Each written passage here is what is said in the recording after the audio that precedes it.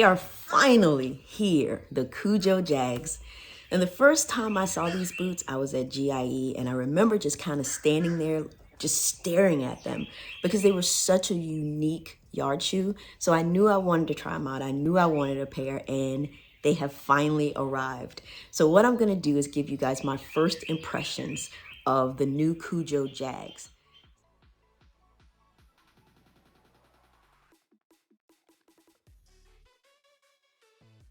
One of my favorite things about this shoe is the tab here and the tab here, in which they both assist you in pulling the shoe on. So you get that nice snug fit, and I love it. I love the way it feels.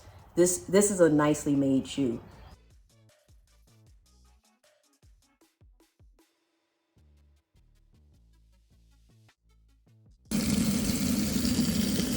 Interesting how the water is dispersing and the shoe looks to be drying.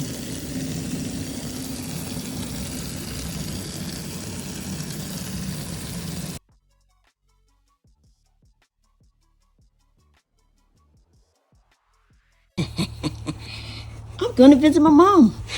So I'm getting nice and neat looking to visit my parents and my new baby nephew. All set. Time to go.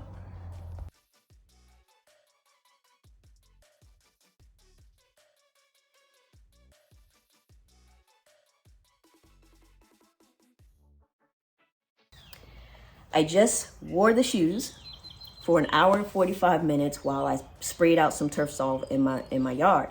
And this is current state. They're looking good.